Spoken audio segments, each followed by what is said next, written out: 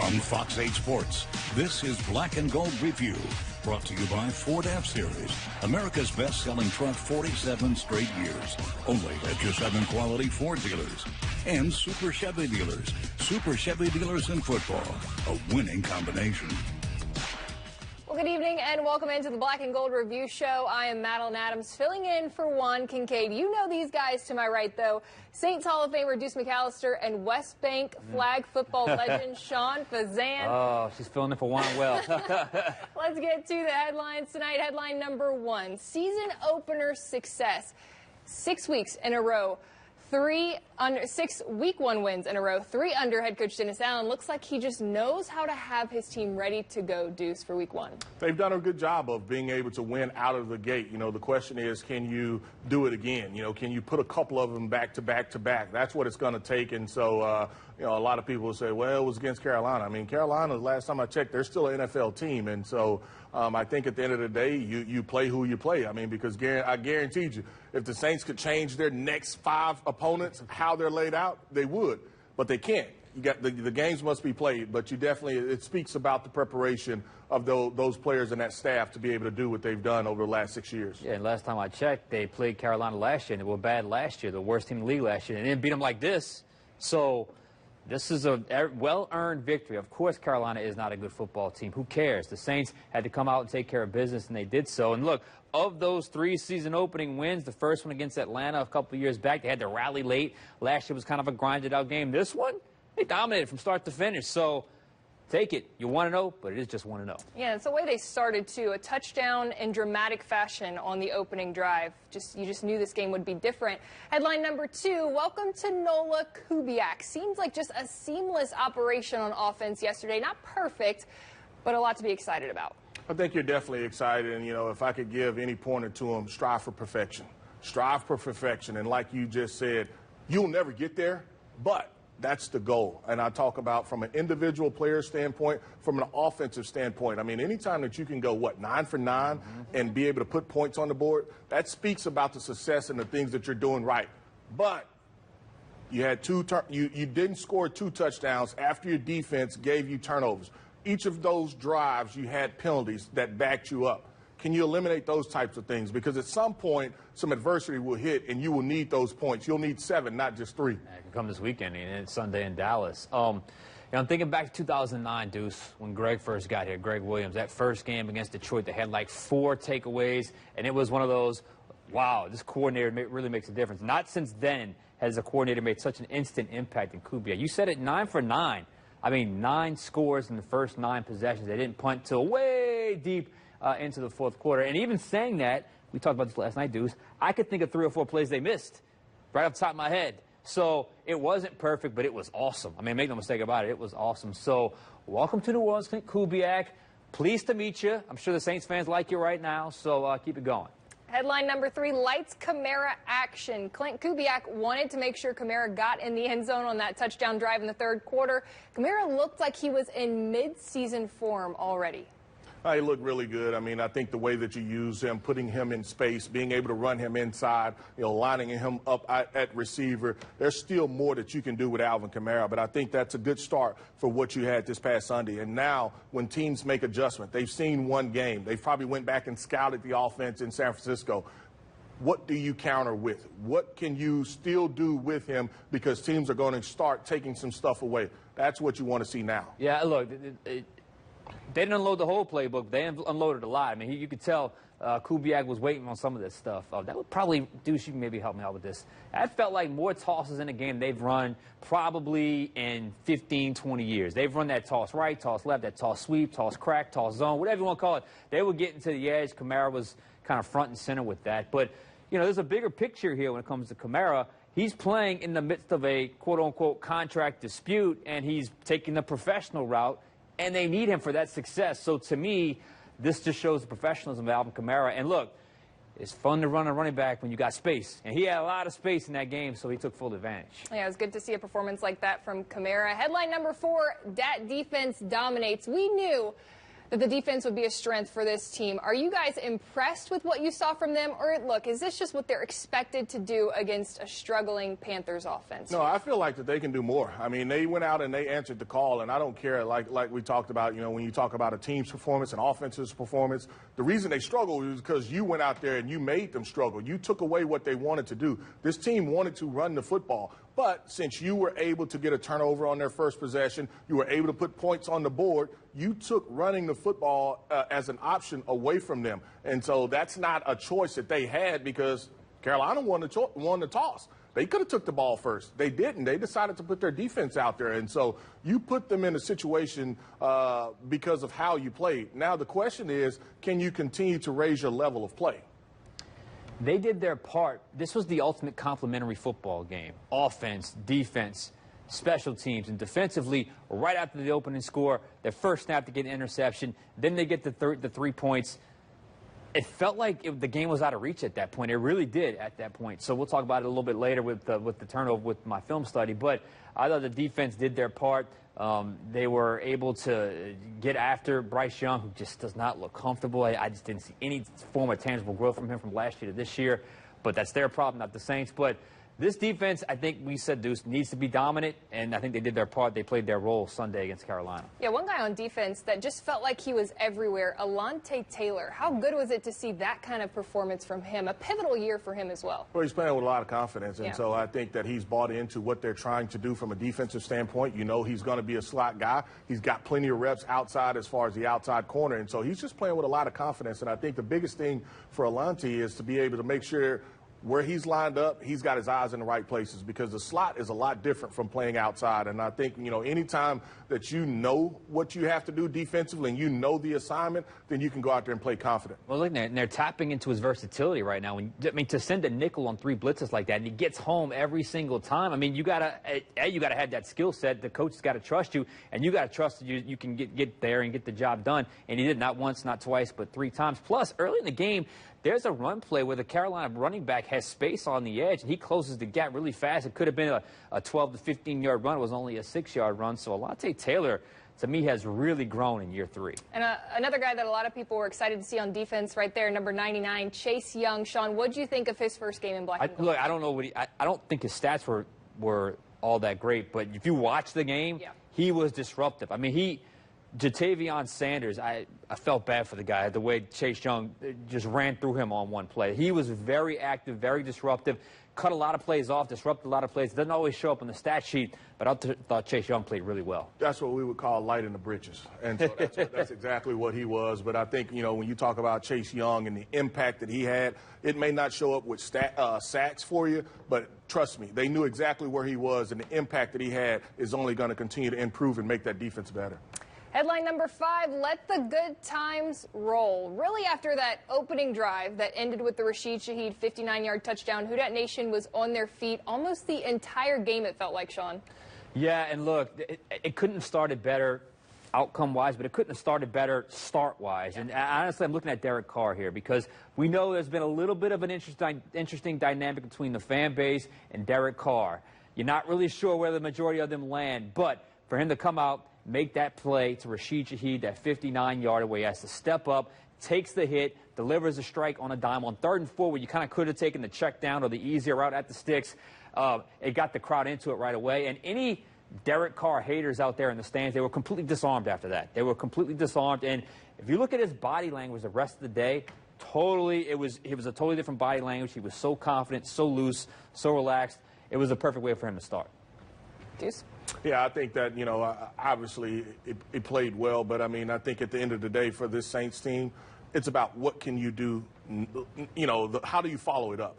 Because from a fan standpoint, I think it was almost, I don't want to call it shocks, Sean, but it was almost like shock to where has this been? Right. We haven't seen this in a few years. Yeah. And so this team goes on the road. You get to come back home. It's how can you follow it up and get that fan base back into the game, because it's been a while since it's been that loud for, multiple quarters. And I'll just put it that way. Yeah, Deuce, from a player perspective, after such an up and down season last year, what does a game like this with the fan reaction like this do for a player's confidence moving forward? Well, I think that you want to get the fans involved. I mean, because you know the impact that they can play. Some of those new guys, they don't know. Yeah. And so they may have been an opponent in the Dome, but they haven't heard it when the fans are behind and they're roaring. They had a fan impact play a couple times as far as, false starts and then forcing them to have to take a timeout. That's what we need. If you're going to be successful here as a fan base, you need that Dome to have a home field advantage.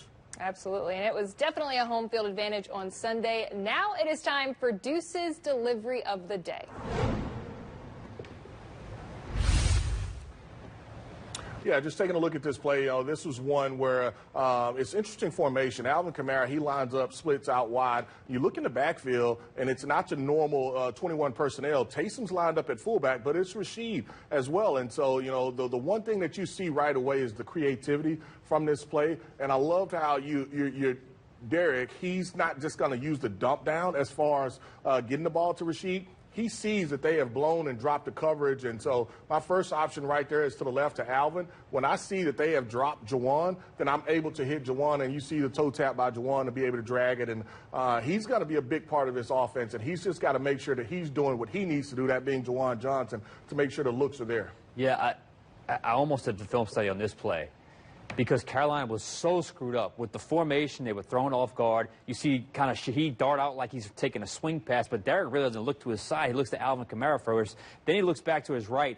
3 Panthers defenders go to Rashid Shaheed, leaving Juwan Johnson all alone. You see the one defender kind of in panic mode trying to run back and break up that pass, but it was already too little too late. But great awareness by Derek Carr. Great play design, creative play design. There's no way Panthers could have prepared for that, Deuce. There's just no way. That was not shown at any point during the preseason. Yeah, great effort there by Juwan Johnson as well. Good to see that from him after he's dealt with some injuries in the preseason as well. He's looking like his old self there, Juwan Johnson. All right, coming up on Black and Gold Review, Sean Fazan will go inside the film room to break down Carolina's first play on offense in 2024, what went wrong for the Panthers and so right for the Saints. That's next. From Fox 8 Sports, you're watching the Black and Gold Review, brought to you by Ford F-Series, America's best-selling truck 47 straight years, only at your Southern Quality Ford dealers. And Super Chevy dealers, Super Chevy dealers in football, a winning combination. Welcome back in. Time to get into some film study with Sean Fazan. All right, well, it's not often your defense forces a turnover on their first snap of the game, but that's exactly what the Saints did Sunday when Will Harris picked off Bryce Young. And after a closer look, it's pretty clear what happened. Check it out in tonight's film study. The Panthers are in their 12 personnel, 2 tight end grouping. The Saints counter with their base package of 4 down linemen and 3 linebackers. Initially, Willie Gay Jr. is lined up at the line of scrimmage, but when Jatavian Sanders shifts from left to right, he drops back to the second level while Paulson Debo drops back as well. But then Jordan Matthews motions, and when he does, Adebo presses up against receiver Deontay Johnson. The routes are pretty simple. Johnson runs a square in, while Adam Thielen on the opposite side runs an over route. Post-snap, Pete Werner blitzes off the edge. The Saints are in a simple cover 1 man coverage on the back end. Young does a very quick play fake and locates Johnson, but the throw is way off target and he misses high. Harris, playing center field, is there for the overthrow and makes the fairly easy INT. Checking the backside angle, another underrated aspect of this play is Marshawn Lattimore, who funnels Thielen inside, which throws off their spacing and essentially allows Harris to stay put in the middle of the field, which puts him in position to make the play. The Saints added a field goal after the pick. It really felt like Carolina was kind of done after that, so went up 10-0. Was a great play. Obviously, you start off your season with an interception. Can't do much better than that. Yeah, and I think it's interesting, when you talked about it, you look at the base personnel, they were in 12. The Saints went base as well, and so they had their 4-3 defense out there. And so really, if they don't motion the second time, you see the shift over, I think it was by Sanders, by the tight end. And then when they sent the motion, the 3 linebackers were playing off the ball, and they were just going to read and react from that standpoint. But when they sent that second motion, that was a check for Adebo to be able to basically go up into press coverage, and that caused Pete Werner to be able to basically blitz as well. And so I don't know if they were prepared that much as far as Carolina for that, but the Saints will definitely take it. All right, time now to get into the Black and Gold mailbag. Marlon in New Orleans. Here we go again. Lattimore goes down with another injury. Deuce, is it time to get him out of NOLA? Nope. He's too good of a player. I think, you're frustrated with the injury, but at the end of the day, you like good players. He's an elite corner for you. It's unfortunate that it happened in the first game. Injuries are part of it. Hopefully he's not out for an extended period of time. That's the key for them. All right, Braxton in New Orleans. Should we be worried that the Saints didn't get Chris Olave more involved? Sean, only 2 targets for him. No. He had 2 catches. One was a good catch. One was a kind of pop pass where he went behind the line of scrimmage. It'll come. Trust me, it'll come. Chris Olave is the #1 guy when it comes to wide receiver room. They will get him more involved, and he will have a game where he breaks out, no doubt about it. All right, coming up on Black and Gold Review, more of your questions following the Saints season opener, including Trevor Penning's performance and confidence in kicker Blake Grupe. Stay with us.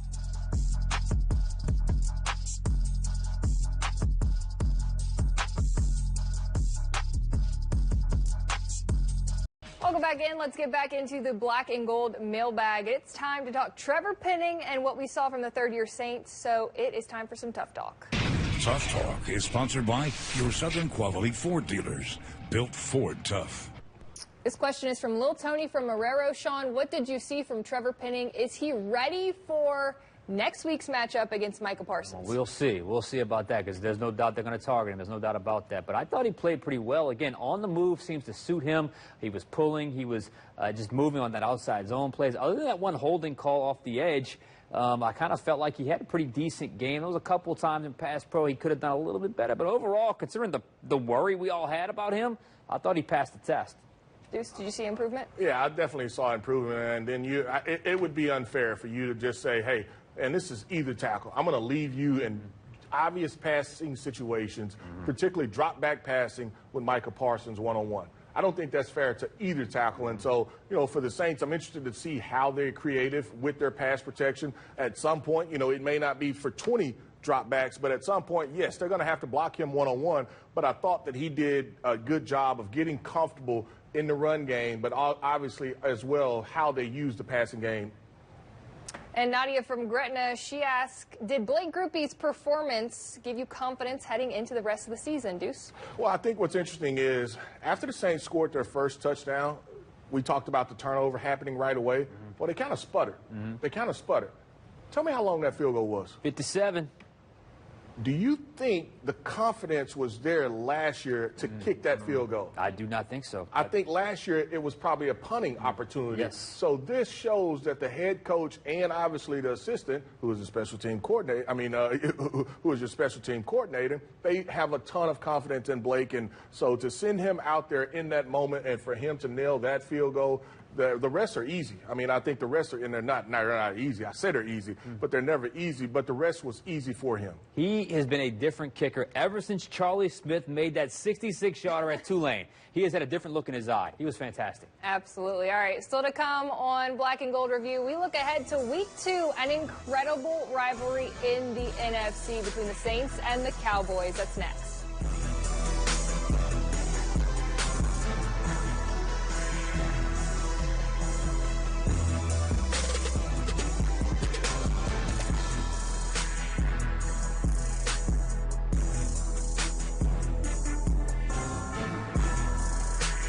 Starting off the season with a win is nice, but a much bigger test for the Saints coming up in Week 2. Facing the Dallas Cowboys on the road, the Cowboys beat the Cleveland Browns this past Sunday 33-17. They always look great during the regular season. Emphasis on the regular season. What did you see from them Sunday, Deuce? Well, they look good in the regular season, but they play really, really well at home. And I think that's what you have to be worried about when you're the Saints, just because of the dominance that they've had at home over the last couple of years. And look, you just have to go out and compete. That's all I want you to do. You at the end of the game, you'll see where the chips fall. But if you can go out there and compete, and really for me, can you be in this game in the second half? Can it be a game that's competitive for you in the second half? That's where I think that you'll have an opportunity to maybe put some pressure on them and make them make some mistakes, because when you go back and look at them, they do some things where it gives you some advantages, but you can't turn the ball over either. That's true. And run the football like they did in Week 1. Dak was making throws. It looked like he just got paid or something. So, It's going to be a tough one. There's no doubt about that in Dallas. So that's going to be the home opener. That's going to be a tough one out there in Dallas. Absolutely. All right. Well, you can submit your pictures to be shown here on the Fox 8 Live tailgate before game days on Sunday throughout the season. Go on our Fox 8 app or our website and navigate to the Submit Your Pick section to show your Houdat pride. That's all the time that we have for tonight. For Sean, Deuce, and everyone here at Fox 8, we appreciate you spending part of your Monday with us here on Black and Gold Review. Our next newscast is at 4 a.m. Have a great night.